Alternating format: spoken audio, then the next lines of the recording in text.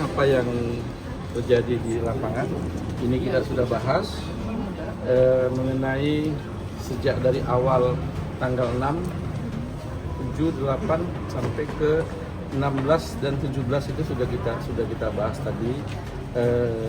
Adanya kejadian tersebut ya sudah dilakukan sesuai dengan apa yang sesuai dengan SOP-nya, baik itu impus, bahkan juga sampai dengan rencana besok itu akan dilakukan suatu operasi. Mudah-mudahan itu ada hasil yang terbaik untuk adik kita, anak kita.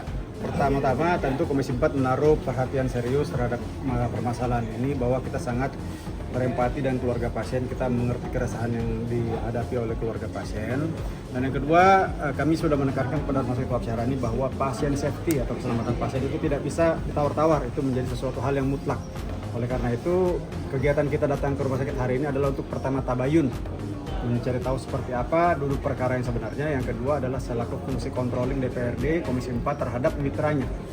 Nah, dari hasil yang kami dapatkan tadi memang dapat disimpulkan bahwa dari SPO atau standar prosedur yang sudah dilakukan, semuanya sudah dilakukan sesuai dengan standarnya.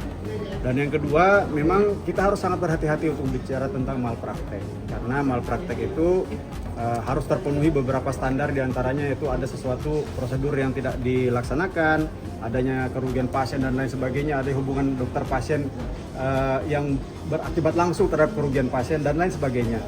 Oleh karena itu kita harus sangat hati-hati. Perlu diketahui oleh teman-teman semua bahwa ada yang namanya risiko medis, ada juga yang namanya kelalaian medis. Itu dua hal yang terlihat bisa sama, tapi sebenarnya secara fundamental sangat berbeda. Apa contohnya risiko medis? Kalau kita pasang infus, bisa saja terjadi pembengkakan atau plebitis. Itu namanya risiko medis. Kalau kita memberikan obat ke pasien, bisa terjadi reaksi alergi. Itu namanya risiko medis atau komplikasi medis. Apa bedanya dengan malpraktek? Malpraktek adalah apabila kita melakukan suatu kelalaian, kita melakukan suatu tindakan, misalnya kita tidak memonitoring pasien dengan baik, itu bisa menjadi salah satu yang dikatakan oleh kelalaian medis. Oleh karena itu tadi kami bersama dengan Komisi 4 dan Wakil Ketua DPRD meminta agar Rumah Sakit Wahab Syahrani segera melakukan audit medis terhadap kasus ini, supaya nanti ada yang kita meminta laporan tertulis dari Rumah Sakit Wahab Syahrani, nanti dilaporkan tolong dok ya ke Komisi 4 secara tertulis dan juga ke Dewas bahwa seperti apa hasil temuannya. Nanti kan di dalamnya ada komite medis, ada komite mutu dan lain sebagainya.